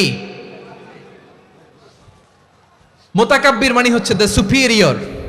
সুপিরিয়র, যার চেয়ে বড় কেউ নাই, তিনি সবচেয়ে বড়। এজন্য নামাজে প্রত্যেক রুকুতে সেজদায় আমরা সবাই বলি আল্লাহ আপনি সবচেয়ে বড়, ইউ আর দ্য গ্রেটেস্ট। আমরা বলি আল্লাহু আকবার। আমরা কি বলি? আওয়াজ করে বলেন আমরা কি বলি? কি বলে নামাজ শুরু করি বলেন তো? আওয়াজ করে সবাই পড়েন আল্লাহু আকবার। মানে আল্লাহ সবচেয়ে বড়। আল্লাহু আকবার মানে কি? আল্লাহ সবচেয়ে মহান, সবচেয়ে বড়। বলেন তো আল্লাহর চাইতে বড় কোন সত্তা এই মহাবিশ্বে দ্বিতীয় কেউ আছে? এজন্য আল্লাহ বলেন আমি হলাম আল মুতাকাব্বির। প্রকৃত গর্ব অহংকারের মালিক। আসল গর্ব, বীরত্ব, অহংকারের মালিক কে? আল্লাহ ছাড়া আর কারো অহংকার সাজে? সাজে না। আমাদের অহংকার সাজে? অহংকার সাজে না। আল্লাহ বলে আল কিবরিয়া উরিদাই, অহংকার আমি আল্লাহর চাদর। বলে আযমাতু ইজহারি, বরত্ব আমি আল্লাহর লুঙ্গি। যে অহংকার করে ওই বেয়াদব কেমন যেন আমি আল্লাহর চাদর ধরে টান মারে, আর যে আমি আল্লাহর চাদর ধরে টান মারার স্পর্ধা করে আলকাইতুহু ফিন্নার ফালা উবালি, ওরা আমি জাহান্নামে নিক্ষেপ করবো, আই ডোন্ট কেয়ার, ওরা আমি জাহান্নামে ফেলি।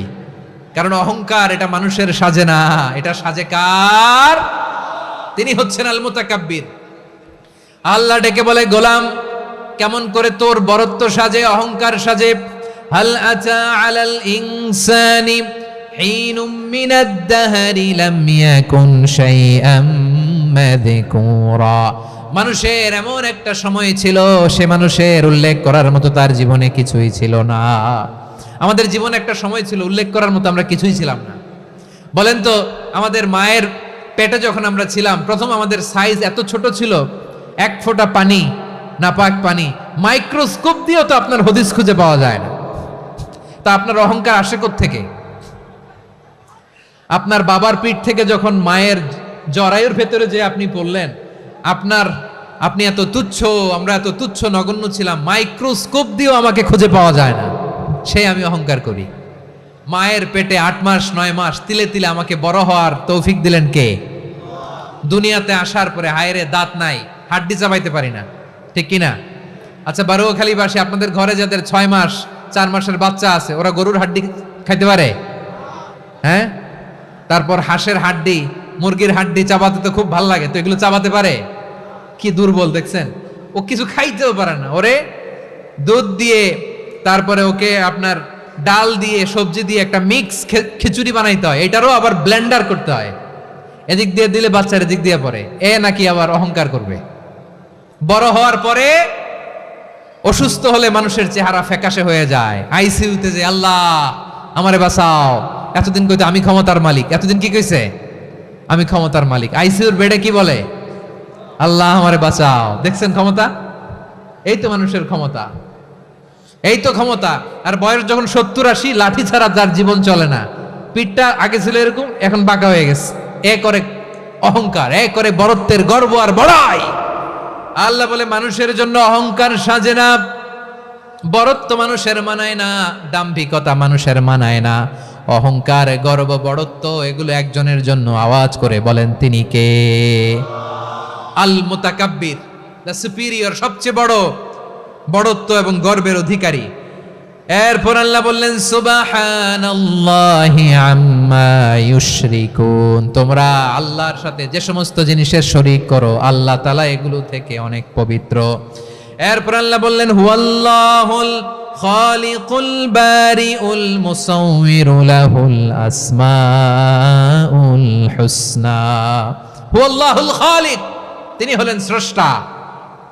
আল বারি, বারি মানেও স্রষ্টা। আল মুসাউবির, মুসাউবির মানেও স্রষ্টা।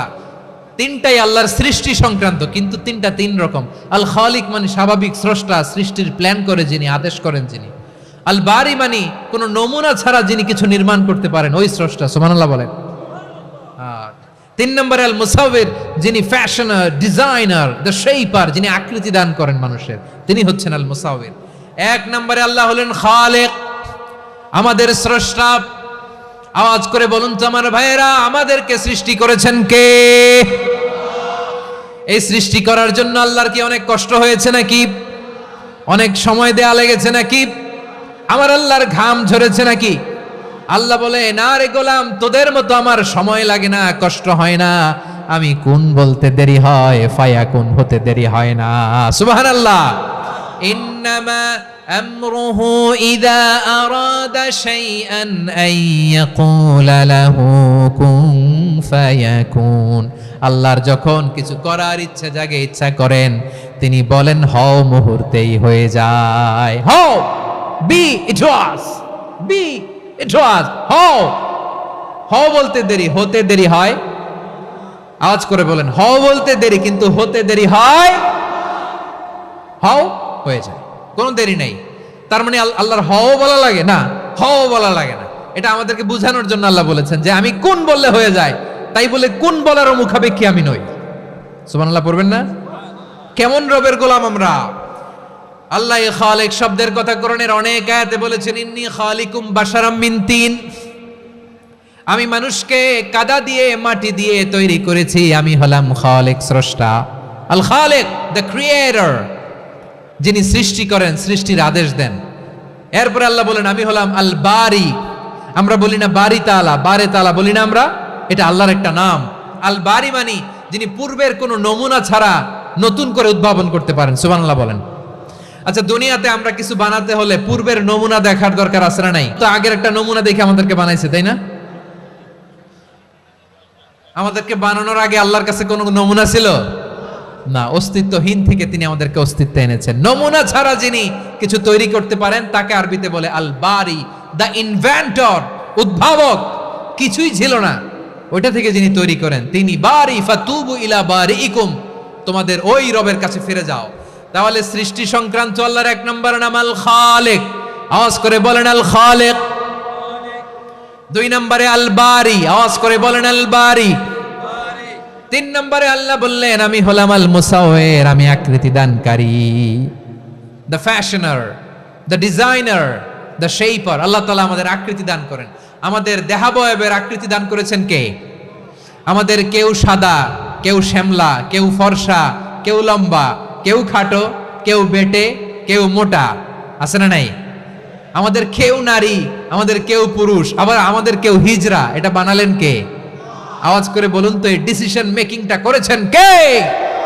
এর নাম হচ্ছে আল মুসাওয়ির, the designer, the fashioner, the shaper.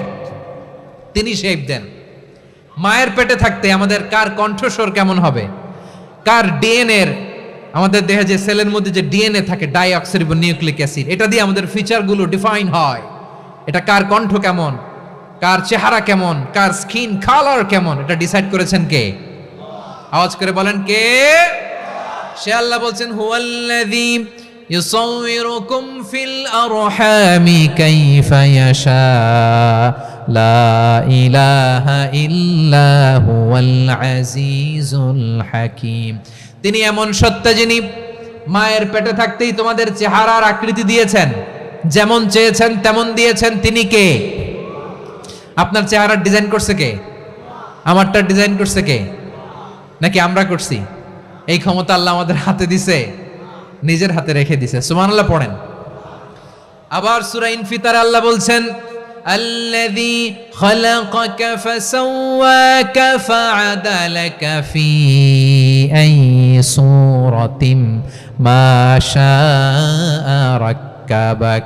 তিনি এমন সত্তা যিনি তোমাদের সৃষ্টি করেছেন, এই সৃষ্টিকে সুবিন্যস্ত করেছেন, সুষম করেছেন, যেমন চেয়েছেন তেমন আকৃতিতে তোমাদেরকে তিনি দুনিয়ায় পাঠিয়েছেন। সুবহানাল্লাহ। তাহলে আকৃতি দান করেন কে? আল্লাহর এই নামটা হচ্ছে আল মুসাওয়ির, মানে আকৃতি দানকারী। প্রিয় ভাইয়েরা, আকৃতি দেওয়া আমাদের কাজ না, আকৃতি দেন আল্লাহ। এজন্য কারো আকৃতি নিয়ে কখনো বাজে মন্তব্য করা যাবে? আমার বড়ুয়াখালীর ভাইয়েরা আওয়াজ করে আমার সাথে বলুন, কারো আকৃতি নিয়ে বাজে মন্তব্য করবেন? কমেন্টে সরাসরি কাউরে বলবেন তুই লম্বুর ঘরের লম্বু, তুই মোটুর ঘরের মোটু, তুই চিকনার ঘরের চিকনা, তোর নাক চ্যাপটা, তুই খাটো, তুই এইটা সেইটা বলবেন? কথা কয় না, বলবেন? কারো আকৃতি নিয়ে ব্যঙ্গ করা যাবে? এটার ইংরেজিতে বলে বডি শেমিং। কি বলে? Body shaming. এটা হারাম।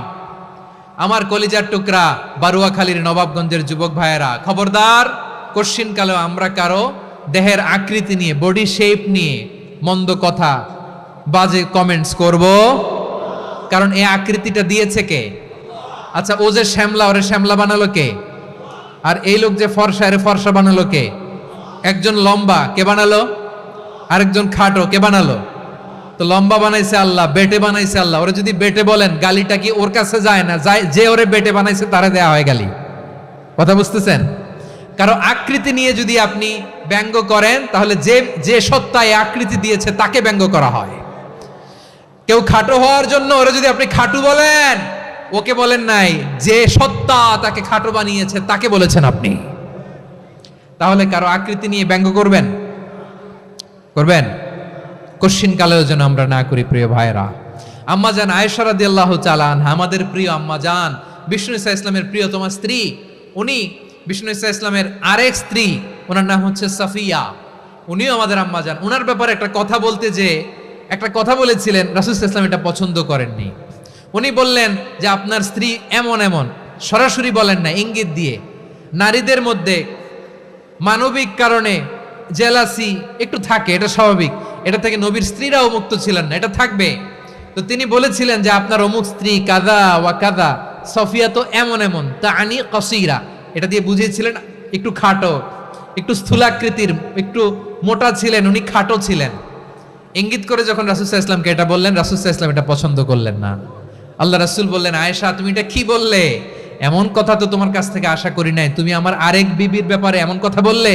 আয়েশা তুমি কি জানো, লাকাদ কুলতি কালিমাতান লাউ মুজিজাত বিমাইল বাহরি লামাজাজাতহু, তুমি এমন একটা কথা মুখ দিয়ে উচ্চারণ করেছো, এই শব্দগুলো যদি সাগরের পানিতে ছেড়ে দেয়া হয়, এই কথার তিক্ততার পঙ্কিলতার কারণে নীল সাগরের পানি মুহূর্তেই কালো হয়ে যাবে।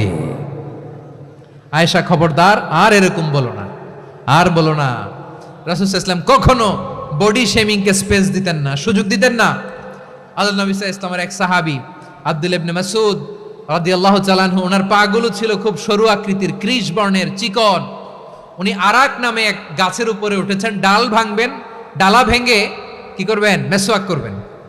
তো বাতাসের ঝাপটায় ওনার লুঙ্গি একটু সরে গেল, নিচ থেকে লোকেরা ওনার ওই চিকন পা দেখে ফেললো, দেখে সবাই হেসে কুটি কুটি হাসতেছে সবাই। বিষ্ণু ইসলাম ইসলাম বললেন, হাসলা কেন? সব সাহাবারা বলে, ইবনে মাসুদের পা দেখে হাসছি। রাসূল সাল্লাল্লাহু আলাইহি ওয়াসাল্লাম বলেন, আমার আব্দুল্লাহ ইবনে মাসুদের পা দেখে তোমরা এরকম হাসলা, তার আকৃতি নিয়ে তোমরা এরকম করলা, তোমরা কি জানো? ওয়াল্লাযী নাফসি বিয়াদিহি, সেই সত্তার শপথ যার হাতে আমার আত্মা, লাহুমা আসকালু ফিল মিজানি মিন উহুদ, আমার ইবনে মাসুদের পা দুইটা যদি মিজানের পাল্লায় কিয়ামতের দিন উঠিয়ে দেওয়া হয়, উহুদ পাহাড়ের চেয়ে বেশি ভারী হয়ে যাবে। খবরদার, কারো আকৃতি নিয়ে ব্যঙ্গ করো না, কারণ আকৃতি সে নিজেরা বানায় নাই, এই আকৃতি দিয়েছে কে? ও ভাই, আমার আকৃতি কেমন হবে এটা ফিক্স করার দায়িত্ব যদি আল্লাহ আমাকে দিত, আমি কি করতাম বলেন তো দেখি, উত্তর দেন। হ্যাঁ, সুন্দর করে নিজেকে সুশোভিত করে, শুভ্র ফর্সা, ড্যাশিং, ফ্যাসিনেটিং, স্মার্ট করে নিজেকে তৈরি করতাম, ঠিক কিনা? কোন নারীকে যদি তার চেহারা, রং, গড়ন, অবয়ব, দেহাবয়ব, আকৃতি, শেপ কেমন হবে এটা ফিক্স করার দায়িত্ব যদি আল্লাহ তাকেই দিয়ে দিতেন, সে নিজেকে সবচেয়ে সুন্দরী, সবচেয়ে রূপবতী করে তৈরি করতো, ঠিক কিনা? তো এটা আল্লাহ তাআলা দেন নাই, এটা পরীক্ষা হিসেবে রেখে দিয়েছেন। আল্লাহ কাউকে ফর্সা বানিয়েছেন, এটা তার জন্য পরীক্ষা। কাউকে আল্লাহ শ্যামবর্ণের বানিয়েছেন, এটা তার জন্য পরীক্ষা। কাউকে আল্লাহ নারী বানিয়েছেন, এটা পরীক্ষা। কাউকে পুরুষ বানিয়েছেন, এটাও পরীক্ষা। চিল্লায় বলেন আল্লাহু আকবার। সে আল্লাহ বললেন, গোলাম আমি হলাম মুসাওয়ির, আকৃতি দানকারী, the fashioner, the shaper, the designer. এজন্য কারো চেহারা নিয়ে আজকে থেকে আমরা আর কোনো বাজে মন্তব্য করব, মনে থাকবে? আমার মায়েরা, বোনেরা, মহিলা প্যান্ডেলে যারা শুনেছেন, আপনারাও আপনার কোনো বোনকে কখনো তার চেহারা নিয়ে, আকৃতি নিয়ে কটু কথা বলতে পারবেন? আল্লাহ আমাদেরকে যাকে যেরকম বানিয়েছে এতেই আমরা হ্যাপি, ঠিক কিনা? অন্যেরটাও বলতে পারবেন না, নিজেরটাও পারবেন না। আয় রে আমি এত কালা কেন, আয় রে আমি এত খাটো কেন, আয় রে আমি এত, এগুলো বলা যাবে? এটা আমাদের একটা বড় আকীদার সাথে কন্ট্রাডিক্ট করে। সেটা হচ্ছে আর রিদা বিল কাদা, বিশ্বাসীরা আল্লাহ যেটা আমাদের জন্য কাদা ফয়সালা করেছেন এটাতে রাদি থাকে, সন্তুষ্ট থাকে, ঠিক কিনা বলেন? আর যদি আপনি কমপ্লেইন করেন তাহলে আপনার অসন্তোষ আপনি প্রকাশ করলেন। নারী হয়ে আপনি খুশি হবেন, আপনি পুরুষ তো এতেই খুশি হবেন। এখন পশ্চিমা বিশ্ব থেকে একটা রোগ বেরোইছে, এটার জেন্ডার ডিসফোরিয়া বলে। নারী হয়ে সে খুশি না, সে পুরুষ হতে চায়, এরকম আছে না নাই? পুরুষ, দিব্যি পুরুষ, সুস্থ পুরুষ, পুরুষ হয়ে হ্যাপি না, সে নারী হতে চায়। শরীফ হতে শরীফার গল্প আপনারা শোনেন নাই? এগুলোর সাথে ইসলামের কোনো সম্পর্ক? তাহলে আমাদের আকৃতি দেয় কে? চিল্লায় বলেন। আমার শেপ কিরকম, নিজের শেপ নিয়ে কমপ্লেন করবেন? অন্যের বডি শেপ নিয়ে আর কোনোদিন বডি শেমিং করবেন? যদি করেন, গালিটা কি তাকে দেয়া হলো নাকি আমার রবকে দেয়া হলো? এরপর আল্লাহ বললেন লাহুল আসমাউল হুসনা, 14টা 13টা বলে ফেলছে আর একটা। আল্লাহর এরকম অনেক সুন্দর সুন্দর নাম আছে। ইউসাব্বিহু লাহু মা ফিস সামাওয়াতি ওয়াল আরদি ওয়া হুয়াল আজিজুল হাকীম। আকাশ জমিনে যা কিছু আছে সব কিছু তাসবিহ পড়ে একজনের, তিনি কে? সাব্বাহা লিল্লাহি মা ফিস সামাওয়াতি ওয়াল আরদি ওয়া হুয়াল আজিজুল হাকীম। আকাশে জমিনে যেখানেই যেটা থাক না, তাসবিহ পড়ে কার? জিকির করে কার? কিন্তু এই জিকিরের ভাষা আমরা বুঝি না। আপনারা কি জানেন এই যে মাউন্ট এভারেস্ট, এটাও জিকির করে কার? আমাদের বান্দরবানের যে চিম্বুক পাহাড়, জিকির করে কার? আমাদের ময়মনসিংহের গারো পাহাড়, জিকির করে কার? এই যে বারুয়াখালীর বিশাল বিশাল গাছগুলো, বৃক্ষরাজি, এগুলো জিকির করে কার? সাগরের অতল গহ্বরে মৎস্যকুল, জিকির করে কার? আকাশে ভেসে বেড়ানো পাখিগুলো, জিকির করে কার? পাখিরা যায় উড়ে যায় আকাশের ওই নীলিমায়, নদীরা যায় ছুটে যায় সাগরের ওই মোহনায়। পাখ পাখালি আর সাগরে নদী, পাখ পাখালি আর সাগরে নদী, কার গুণগান গায়? আল্লাহ আল্লাহ আল্লাহ আল্লাহ আল্লাহর গুণগান গায়। সবাই পড়েন আল্লাহ আল্লাহ আল্লাহ আল্লাহ আল্লাহর গুণগান গায়। সুবহানাল্লাহ পড়েন। চোখে আমরা যা দেখি সব গুণগান গায় কার? এজন্য আল্লাহ বললেন ওয়া ইম মিন শাইইন ইল্লা ইউসাব্বিহু বিহামদিহি ওয়ালাকিন লা তাফকাহুনা তাসবিহাহুম। নবমণ্ডল ভূমণ্ডল আকাশে কিংবা জমিনে যেখানেই যেটা থাক না সব আল্লাহর তাসবিহ পড়ে, কিন্তু সে তাসবির ভাষা তোমরা বোঝো না, ঠিক কি না? তাদেরও তাসবির ভাষা আছে। পাখিগুলো তাদের ভাষায় আল্লাহর জিকির করে, পাহাড় তাদের ভাষায় আল্লাহর জিকির করে, সাগরগুলো জলোচ্ছ্বাসে ঢেউয়ের তালে তালে আল্লাহর জিকির করে। সুবহানাল্লাহ পড়েন। সে আল্লাহ বললেন ইউসাব্বিহু লাহু মা ফিস সামাওয়াতি ওয়াল আরদি, আকাশে যা আছে তাও আল্লাহর তাসবিহ পড়ে, জমিনে যা আছে তাও আল্লাহর তাসবিহ পড়ে। ওয়া হুয়াল আজিজুল হাকীম, তিনি হলেন আজিজ, মহাপরাক্রমশালী, প্রজ্ঞাময়। আল আজিজ এই ব্যাখ্যা আগে করেছি। আল হাকিম সর্বশেষ 14 নম্বর আল্লাহ তাআলার গুণবাচক নামটি হচ্ছে আল হাকিম। আল হাকিম মানে হচ্ছে প্রজ্ঞাময়, the wise, the all wise. আল্লাহর সব কাজে প্রজ্ঞা আছে না নাই? আল্লাহর চিন্তা, আল্লাহর আদেশ, আল্লাহর সৃষ্টি সবকিছু প্রজ্ঞায় পরিপূর্ণ। সুবহানাল্লাহ, কারণ তিনি আল হাকিম। আরবিতে বলে ফি'লুল হাকিমি লা ইয়াখলু আনিল হিকমা, হাকিমের কোনো কাজ হিকমত থেকে শূন্য নয়। আল্লাহ যাই বলে এর মধ্যে হিকমত আছে না নাই? আল্লাহর এই কোরআনের ভেতরেও হিকমত আছে না নাই?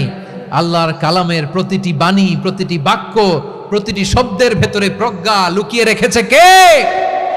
আল্লাহর সৃষ্টির ভেতরেও প্রজ্ঞা আছে না নাই? অনেক কিছু আল্লাহ তৈরি করেছে, আমাদের মাথায় প্রশ্ন জাগে, হায় হায় এটা কেন আল্লাহ তৈরি করলো? এটার ভেতরেও রহস্য আছে না নাই? এজন্য বিশ্বাসীরা বলে রব্বানা মা খালাকতা হাযা বাতিলান সুবহানাকা ফাকিনা আযাবান নার। ও আমাদের রব, এই জমিনে যা আমরা দেখি কোনো কিছুই তুমি এমনি এমনি সৃষ্টি করো নাই, তুমি আগুনের শাস্তি থেকে আমাদেরকে বাঁচাও, পড়ে না আমিন। সব কিছুর মধ্যে হিকমা আছে, এই কোরআনেও হিকমা আছে। আল্লাহ বলছেন ইয়াসিন ওয়াল কোরআনিল হাকিম, প্রজ্ঞাময়, বিজ্ঞানময় কোরআনের শপথ। আল্লাহর সব কাজের ভেতরে হিকমা, প্রজ্ঞা আছে না নাই? সে আল্লাহ বললেন গোলাম, সূরা হাশরের শেষ 3 আয়াতের ভেতরে আমি আল্লাহর 14টি গুণবাচক নাম উল্লেখ করে দিয়েছি। যখন জপতে মন চাইবে এই নামগুলো দিয়ে জপবি, যখন ফরিয়াদ করবি আমার এই নামগুলো দিয়ে আমি আল্লাহর কাছে ফরিয়াদ করবি। ঠিক কিনা বলেন? রাজি আছেন? এই যে আর রহমান, আর রাহিম, আল কুদ্দুস, আস সালাম, আল জব্বার, আল আজিজ, আল হাকিম, এই নামগুলো ধরে ধরে আল্লাহর ডাকতে রাজি আছেন? খেয়াল করবেন প্রিয় ভাইরা, দোয়া কবুলের কিছু শর্ত আছে। এর মধ্যে একটা শর্ত হচ্ছে আল্লাহর সুন্দর সুন্দর নামগুলো ধরে ধরে আল্লাহকে ডাকা, তাহলে ওই দোয়াগুলো আল্লাহ তাআলা কবুল করে। এই নামগুলো আরো বিশেষ করে বেশি করে জানার চেষ্টা করবেন, তাহলে আল্লাহর প্রতি অগাধ আস্থা, বিশ্বাস, ভালোবাসা আমাদের বাড়বে। এই যে 14টা নাম আল্লাহর পরিচয় আমরা ইন ডেপথ জেনেছি, আল্লাহর প্রতি আপনাদের আস্থা বেড়েছে না? আল্লাহর প্রতি আমাদের ভালোবাসা আরো প্রগাঢ় হয়েছে না? আমরা যখন ডাকবো তার নামেই ডাকবো, জিকির করব তার নামেই করব, ঠিক যেমনটি আল্লাহ শিখিয়েছেন, ঠিক কিনা বলেন?